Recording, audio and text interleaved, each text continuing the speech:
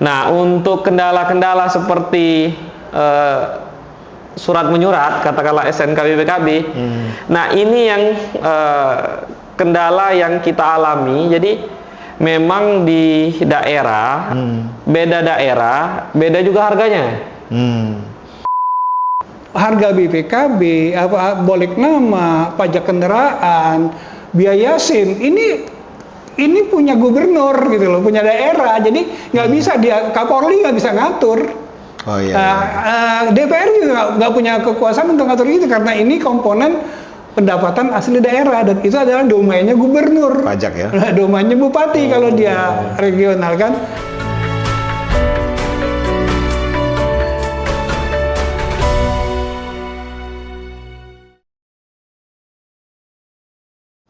Bismillahirrahmanirrahim. Assalamualaikum warahmatullahi wabarakatuh.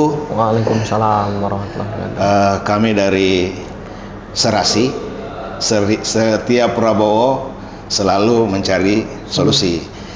Nah, pada hari ini kita mengucapkan terima kasih kepada PT Kaisan Green Tech yang merupakan produsen kendaraan motor listrik di Indonesia yang berada di daerah Pantai Indah Kapuk.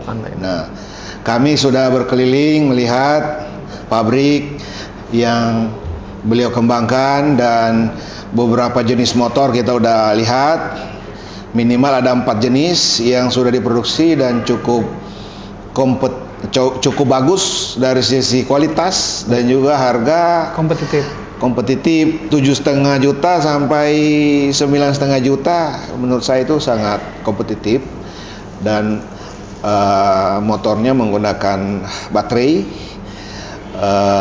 Semangat kita setiap Prabowo selalu mencari solusi bagaimana kota-kota besar nanti di Indonesia menjadi bersih tanpa polusi udara, termasuk ibu kota negara baru IKN, ibu kota Nusantara.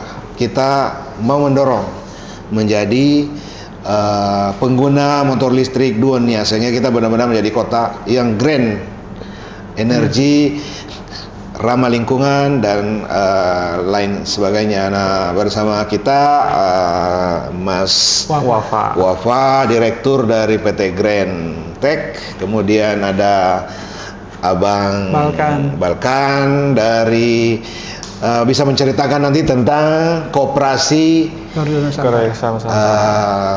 gerakan Garuda Nusantara, koperasi Garuda Nusantara.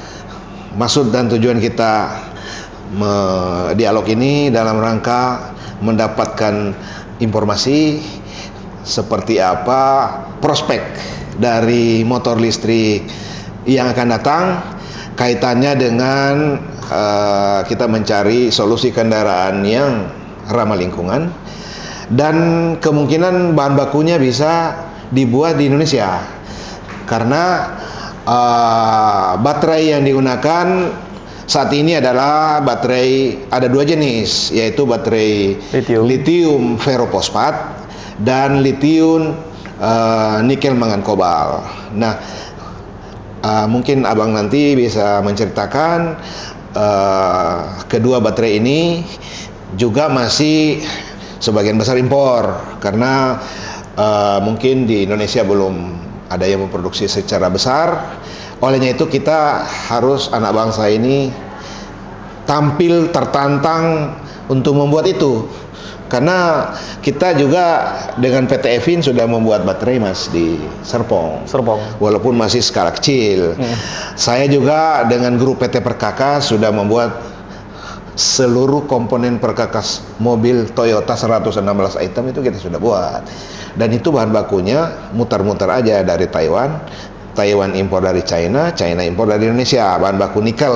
Nah, karena itu pada kesempatan ini kita ingin dapat gambaran komponen utama motor atau kendaraan motor listrik ini kan baterai. Mungkin berapa persen komponen itu, komponen biayanya, kemudian bodinya, yang ketiga itu adalah aksesorisnya mungkin ya, dan komponen lainnya ya, yang sekarang menjadi bahan utama untuk merakit motor listrik. Karena itu Bang Direktur silakan mungkin bisa memberikan sedikit gambaran kondisi saat ini motor listrik di Indonesia dan prospek masa yang akan datang. Karena China aja sekarang sudah memproduksi 27 juta mobil per tahun. Nah, motor mungkin bisa Puluhan juta. 2 kali lipat dari motor mungkin ya. Nah, jadi prospek itu sangat besar mengingat Indonesia ini menjadi juga negara nomor 4 di dunia market. Nah, kenapa kita tidak buat sendiri baterainya di Indonesia, merakit sendiri bodinya, mengassembly sendiri dan lain-lainnya, sehingga itu benar-benar ada di Indonesia. Nah, kenapa beliau impor? Ya, pasti punya alasan. Alasannya mungkin faktor harga, faktor ketersediaan kontinuitas dan seterusnya. Kira-kira gitu, Mas. Jadi, mungkin silakan diberikan sedikit gambaran tentang PT Green Technology. Ya. Namanya dari namanya hijau teknologi. Ya. Jadi, monggo Bang. Baik, bismillahirrahmanirrahim. Assalamualaikum warahmatullahi wabarakatuh. Terima kasih Pak Tom dan Pak Balkan. Terima kasih. Kebetulan ini satu daerah juga. Dari Palembang. Sama-sama Palembang, wong kita. Jadi ini PT Greentech Global Engineering. Untuk pabrikannya kita di sini, kemudian untuk ATPM-nya ada Greentech Electric Automotive atau GEA. Itu ATPM-nya di sini. Jadi mungkin saya bahas untuk Greentech Global Engineering. Greentech Global Engineering ini salah satu pabrikan kita. Jadi untuk pembuatan atau proses perakitan itu di Greentech Global Engineering. Nah, tadi disinggung juga sedikit bahwa tujuan dari motor ini apa? Kira-kira seperti itu. Nah, jadi salah satu pabrikan kita ini ya tentunya di salah satu di kota besar seperti Jakarta.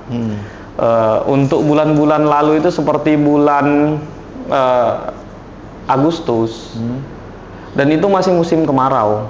Itu luar biasa untuk udara itu yang polusi itu kotor banget di situ. Nah, di sana juga salah satu hadirnya motor Greentech atau motor listrik dari kami ini, salah satu produsen motor listrik. Itu untuk mengurangi emisi karbon di salah satunya di kota Jakarta. Nah, jadi ini untuk prospek ke depan, insya Allah dalam pengembangan motor listrik ini, katakanlah sama seperti kompor dulu kompor minyak tanah sekarang jadi kompor gas, Nah, ini masa transisinya seperti itu. Jadi insya Allah sama-sama memudahkan. Jadi sama-sama memudahkan kedepannya motor listrik juga. Yang pertama juga hemat biaya. Yang kedua juga untuk polusi insya Allah bisa berkurang, terutama di Jakarta. Karena polusinya sangat luar biasa, kurang baik. Kota-kota besar umumnya lah. Kota-kota besar umumnya. Di dunia dan di Indonesia. Nah, jadi itu salah satu tujuan kita juga untuk memproduksi motor listrik, kemudahan dan untuk jangka panjangnya insya Allah polusi kita lebih berkurang. Begitu Pak. Dari sisi harga Mas, motor yang menggunakan BBM dengan motor listrik, kalau di compare mungkin dari sisi biaya operasionalnya, kemudian harga beli per unitnya itu kalau kita bandingkan lebih murah mana? Nah, ini menarik, ini pertanyaan menarik. Jadi untuk harga salah satunya di Greentech itu kita harga insya Allah sangat bersaing. Dan memang benar-benar murah. Yang pertama kita punya unit VP. unit VP itu modelnya Vespa, itu harganya 9,7 di kita. Ya. Nah, ini peran pemerintah ini benar-benar luar biasa kalau menurut saya. Jadi peran pemerintah ini untuk menanggulangi emisi karbon sekarang ini. Nah, itu sangat benar-benar dirasakan untuk masyarakat khususnya. Kita ada subsidi 7 juta, Pak. Luar biasa ya. Luar biasa, 7 juta. Itu dari pemerintah. Dari pemerintah. Nah, jadi motor kita setelah disubsidi itu 9,7 untuk model Vespa. Oke. Kemudian ada juga untuk model Aero sekitar 6 juta. Yang lebih murah lagi modelnya kalau seperti motor bensin itu Vino, modelnya seperti itu. Kita mereknya Unity namanya. Itu 5.300.000. Wah, luar biasa ya, murah ya. Luar biasa. Jadi masa transisi ini dari motor bensin ke motor listrik yang dibantu oleh pemerintah melalui subsidi itu sangat luar biasa dirasakan. Terutama di Kabupaten Tangerang. Kabupaten Tangerang ini sebulan itu bisa 2.500 untuk minta. Dan itu dirasakan atau diminta pesanan itu dari UMKM. Jadi UMKM itu pesannya ke kita untuk Kabupaten Tangerang. Jadi ada itu salah satu organisasi itu namanya Forsamik, Forum Pengusaha Kecil, usaha kecil. Nah, itu jadi mereka punya 60.000 UMKM. Nah, itu rata-rata belinya ke kita. Itu dari Pemda Kota Tangerang ya? Jadi untuk Forsamik ini terafiliasi ke Pemda Kota Tangerang. Kota Tangerang. Mas Zaki ya? Pak Zaki, betul. Kebetulan Pak Zaki ini Bang, Ketua Tim Kampanye Daerah DKI Jakarta. Sahabat kita. Nah, kita sampaikan nanti bahwa ternyata Tangerang udah memelopori penggunaan kendaraan listrik.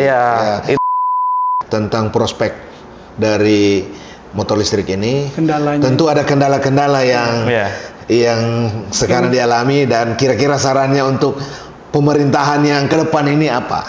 Dalam produksi. Dalam rangka memproduksi dan juga dalam rangka untuk kepemilikan mungkin ya, memenuhi kebutuhan BPKB dan seperti STNK dan seterusnya lah, kira-kira begitu ya, supaya lebih lebih gampang lagi Gojek ataupun yang lain untuk memiliki motor listrik.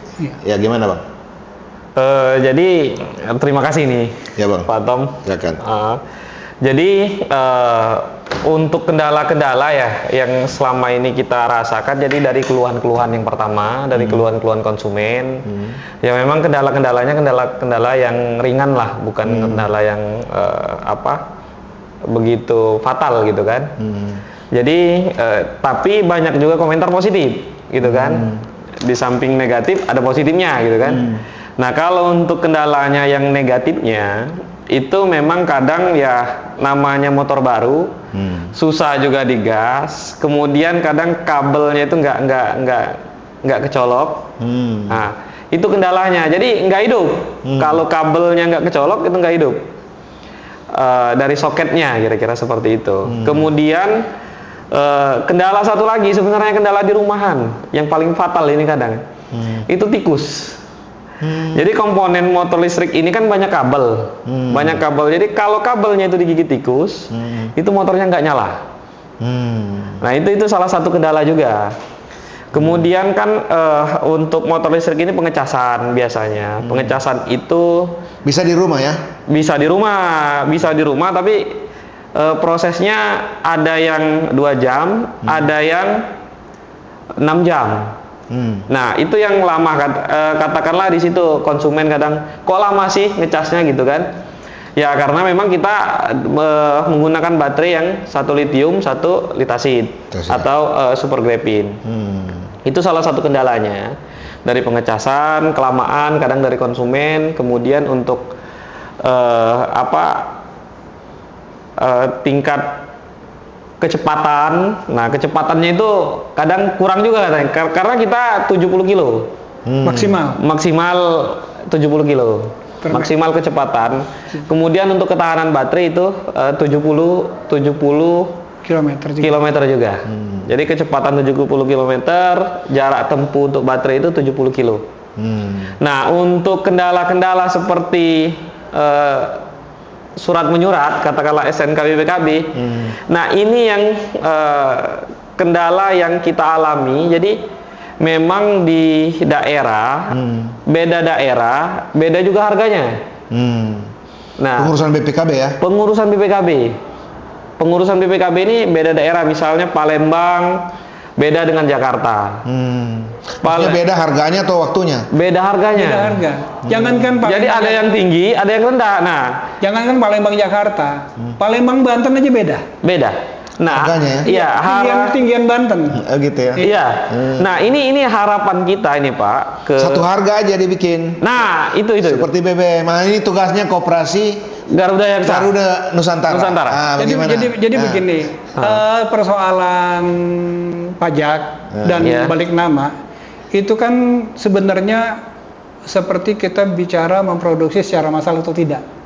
Jadi kenapa mahal di Banten misalnya sebagai contoh daripada di Jakarta? Karena kan volume kendaraan di Banten dengan di Jakarta kan beda. Dan pajak kendaraan, BPKB segala macam ini kan sebenarnya komponen PAD, pendapatan asli daerah. Jadi kan jadi memang akan berbeda satu daerah. Samsat urusannya ya. Iya, jadi ini dan itu kan bukan domain nasional. Harga BPKB, bolek nama, pajak kendaraan, biaya SIM ini punya gubernur gitu loh, punya daerah. Jadi nggak bisa Kapolri nggak bisa ngatur. Oh iya. DPR juga nggak punya kekuasaan untuk ngatur itu karena ini komponen pendapatan asli daerah dan itu adalah domainnya gubernur. Pajak ya. Domainnya bupati kalau dia regional kan. Ini yang artinya kalaupun nanti dulu pernah ada partai politik bilang SIM seumur hidup, ya kan nggak bisa karena itu tidak bisa dieksekusi oleh DPR RI. Ya kan, itu domainnya pemerintah daerah dan kalau tapi itu masukan yang bisa kita cari solusi. Iya, ya nah kan? jadi bisa kita carikan solusi. Jadi kalau seperti itu, jadi begini, pemerintah ini subsidi 7 juta, cukup besar Pak, untuk motor listrik. Berarti 7 juta 50% ya disubsidi ya? Iya, lebih kurang. Berapa persen tadi? 50%. Lebih kurang 50%. Nah, kemudian kita di sini terkendala ini karena misalnya di Jawa beda, di Sumatera beda, di Jakarta beda untuk pengurusan ini. Jadi ya kesan mahalnya itu kita dapat untuk pengurusan SNK BPKB. Padahal pemerintah di sini itu sudah memudahkan dengan adanya subsidi. Sedangkan untuk pengurusan surat menyurat di situ yang kita bingung kadang. Nah, saya baru tahu Bang, kalau ternyata pengurusan BPKB on the road ini ya, kita beli kendaraan on the road itu kan itu urusan vendor gitu kan. Ya kan? Urusan vendor. Vendor yang urus ya? Iya. Nah, kalau kita belajar dari kasus mobil lah misalnya, Astra, ya kan Honda, Toyota kan itu kan ternyata bukan diurus oleh vendor, mereka bikin perusahaan marketing lagi. Jadi misalnya kita beli Toyota. Ini belum ada yang handle Mas ya, yang kayak gini ya? Iya kan? Untuk ini sementara ini masih di handle vendor. Yang membuat motor. Iya. Yang menghandle. Iya, handle. Nah, sementara kan kalau kita bisa beli mobil Toyota, itu kan urusannya dengan Auto 2000 bukan dengan Toyota. Bukan dengan Astra, ya kan? Berarti sekalian dipikirin Bang, mengenai. Nah, artinya kan bisa begini. Solusinya artinya apa? Begini, kalau ini ada subsidi, berarti kan Garuda Yaksa, Garuda Yaksa Nusantara (KGN) kan bisa mengambil peran untuk menampung subsidi itu dari pemerintah, menyalurkan subsidi untuk mengurus BPKB-nya. Iya, iya kan bagian. Jadi nah kita kan tidak tahu komponen 7 juta ini 7 juta apanya. Ya kan bisa saja kita split. 7 juta ini khusus untuk pembuatan. Iya. Untuk pembuatan. Mungkin bisa ditambahkan satu BPKB berapa? 50 juta, 100 juta? 100 ribu? Iya, kan gini Bang, kalau tadi maksud saya kan besaran 7 juta ini saya yakin bukan produksi Bang.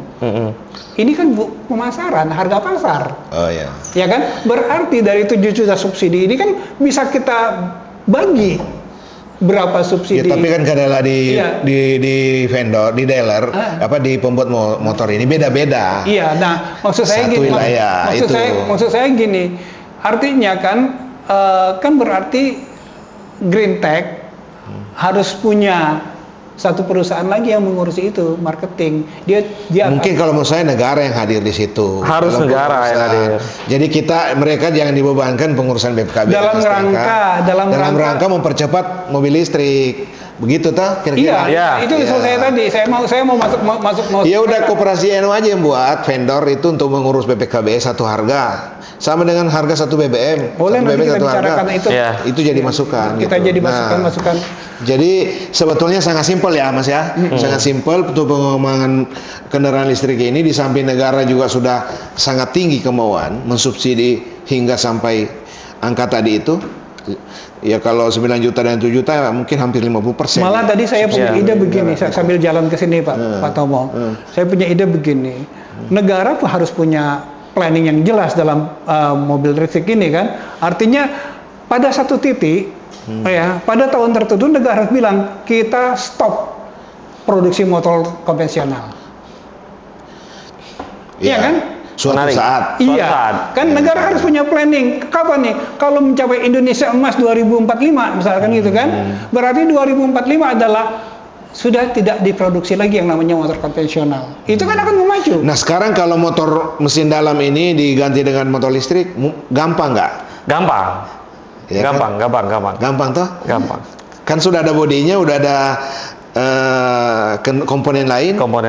Iya kan? Kira-kira kalau harganya misalnya ini 10 juta motor yang ada sekarang, Iya. kemudian mau diganti dengan mobil baterai, itu butuh berapa kos? Untuk konversi ya, Iya, konversi. dari motor bensin ke motor listrik Iya. kan. Itu ada juga subsidi dari pemerintah sekitar 10 jutaan untuk konversi. Misalnya ada sekarang ini motor-motor kayak misalnya Mio mau diubah ke motor listrik. Nah, Artinya itu negara sudah sangat serius. Sangat serius. Artinya kan sangat itu yang saya bilang kan negara tinggal bilang deadlocknya kapan ini harus Iya. semua, Iya. ya kan? Iya. Negara harus berani bilang begitu dan Honda, Yamaha segala macam pokoknya tahun sekian lu sudah tidak boleh produksi konvensional lagi ya. Lu harus listrik semua. Lu harus konversi listrik gitu Iya. kan? Ya. Nah, jadinya kan semuanya akan terpacu nih dan seperti Green Tech ini kan akan mendapatkan peluang yang lebih besar kan karena dia memang sudah firm di lini produksinya yang 100% listrik. Itu yang maksud saya. Nah, negara selain negara memberikan subsidi, tapi negara juga akan Mengcompare tadi itu dari mesin dalam ke motor listrik tidak dijalani bisnis di sini ya. Kalau untuk di sini nggak Ada lagi jalan. grup lain ya. Ada grup lain. Tapi itu memungkinkan dibikin di sini. Kalau kebijakannya lebih tegas lagi bahwa mengganti dengan subsidi tadi itu. Bisa jadi kita bikin nanti ke depannya. Karena kalau prospeknya kan ini sangat baik juga ini kan. Tinggal bagaimana kebijakan pemerintah yang akan dikeluarkan kan. Iya. Mereka kan produksi, tinggal ngikut aja kebijakan pemerintah gimana. Begitu iklimnya sustain untuk mereka akan jalan, Pak. Dan berarti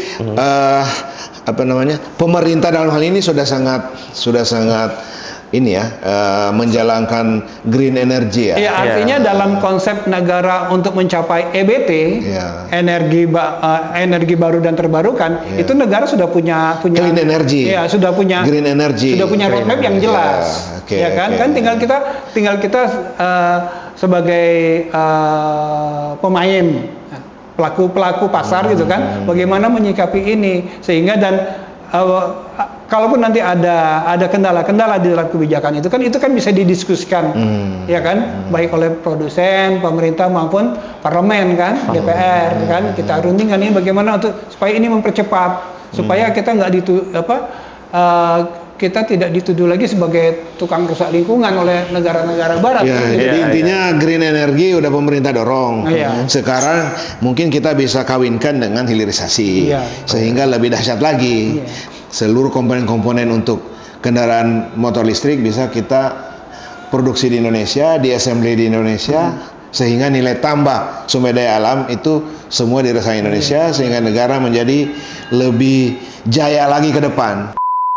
Green Tech ini kan juga sedang mengusahakan suatu sistem untuk digunakan seperti Gojek dan Grab. Mereka punya namanya e-Trans. Mungkin Pak Wapa bisa ceritain mengenai e-trans sedikit gitu lah, sebelum kita closing. Oke. Ya. Jadi ini menarik ini kalau berbicara masalah e-trans ini. Jadi salah satu pengembangan dari GreenTech ini kita punya yang namanya e-trans, Elektrik Transportasi Indonesia. Elektrik Transportasi Indonesia ini nanti ke depannya kita seperti merek Gojek, Grab, dan Maxim dan lain sebagainya. Nah, e-trans ini hadir itu untuk memudahkan transportasi online, khususnya di wilayah DKI. Sekarang kita mulai di wilayah DKI atau Jabodetabek. Nah, jadi e-trans ini sekarang kita peruntukkan untuk satu ojek online, kedua untuk e-food, e-trans food. Nah, ini untuk pengembangannya saat ini dalam rangka membantu pemerintah untuk mengurangi juga pengangguran. Dan e-trans ini juga hadir memang benar-benar pure untuk membantu masyarakat, untuk membantu sekarang ini yang namanya ojek online. Nah, jadi sekarang ini untuk ojek online itu dipatok untuk dipajak lah ya, dari aplikasi katakanlah, atau dipotong dari aplikasi itu sekitar 30%. Pak Tom, 30%. Nah, di sini kita untuk matoknya nggak seperti itu, mungkin bisa 10%, dan itu flat, nggak bakal naik lagi ke depannya. Nah, inilah salah satu bentuk GreenTech itu membantu masyarakat, khususnya ojek online, dan benar-benar memudahkan juga. Dan saat ini kita sudah jalan. Sudah jalan juga untuk wilayah DKI atau Jabodetabek, kemudian juga untuk charging stationnya itu sudah ada juga. Mungkin nanti ke depannya bisa juga kerjasama ya sama koperasi KGN. Iya, koperasi Garuda Yaksa Nusantara. Nah, ini benar-benar kita harus kolaborasi dan tujuan yang sama untuk membantu masyarakat atau untuk ojek online dan mengurangi pengangguran saat ini. Ya, kita begini. Kendalanya sekarang dari trans ini apa? Nah, yang masih dirasakan sehingga belum berkembang. Untuk kendalanya sekarang ini untuk dari masyarakat belum benar-benar banyak mengetahui bagaimana e-trans. Mungkin dengan lewat ini kita promosikan e-trans itu seperti apa. Mungkin di podcast yang selanjutnya mengenai e-trans kita kupas tuntas. Jadi biar tahu juga masyarakat, ini loh e-trans, ternyata kita mudah dan murah lagi, kira-kira seperti itu, Pak. Itu dan kendaraannya elektrik. Iya. Nah, untuk kendalanya sekarang ini dari investor. Nah, jadi untuk investor ini kita butuhkan karena memang tujuan yang sama untuk sama-sama membantu dan mengurangi emisi karbon. Artinya gini. Untuk mengenai ojek online kira-kira seperti artinya itu. Begini. Investor ini kan bisnis yang menggunakan teknologi informasi toh. Menggunakan IT. Nah, ini kan di sini produsen mobil. Tapi ingin mengembangkan artinya bisnis GreenTech, untuk ini. GreenTech pengen punya teman investor untuk menjalankan startup baru. Berarti digitalisasi. Perusahaan startup. Digitalisasi kendaraan elektrik. Nah, itu kita bahas tuntas nanti di sisi lain itu. Kita kesini lagi. Nanti kita bawa juga kita punya ahli tentang rancang bangun kendaraan merakit tadi itu. Saya udah ngobrol sama beliau toh, sehingga benar-benar mobil atau kendaraan motor listrik ini lebih berkembang di Indonesia sejalan dengan visi misi pemerintah mengembangkan kota Jabodetabek dan kota-kota besar di Indonesia termasuk IKN menggunakan green energy. GreenTech sudah memelopori itu, termasuk sudah membangun sarana perangkat untuk trans tadi itu. Terima kasih Mas. Siap, terima kasih Pak Tom. Kita nanti akan janjian lagi dengan Pak Hengki untuk mendalami lebih jauh. Baik. Mudah-mudahan kehadiran kami di sini di samping bisa menjadi mitra untuk pengembangan banyak hal. Baik. Ya. Juga kita bisa mungkin dari sisi kebijakan ke depan, polisi ke depan seperti apa, termasuk tadi itu soal masalah-masalah BPKB dan lain-lain yang masih terkendala sehingga pengembangan kendaraan motor listrik ini bisa kita atasi dan berkembang Seperti yang sehingga NKRI akan mendapatkan golden emas untuk 2045 menjadi negara yang benar-benar menerapkan yang disebut Paris Agreement. Ya, Paris Agreement ini 2045 kita menjadi negara yang menurunkan emisi yang sangat Serendah-rendah mungkin. dahsyat lah kira-kira begitu. Bahan baku ada di kita, teknologi juga anak bangsa udah buat, buktinya kita udah lihat tadi. Nah, sehingga harapan kita melalui perbincangan ini kita memfollow up apa-apa yang bisa kita kerjakan dalam rangka Indonesia Mas 2045. Terima kasih ya Mas. Terima kasih Pak Tom. Terima kasih Bang. Ya, Assalamualaikum. Assalamualaikum warahmatullahi wabarakatuh. Waalaikumsalam.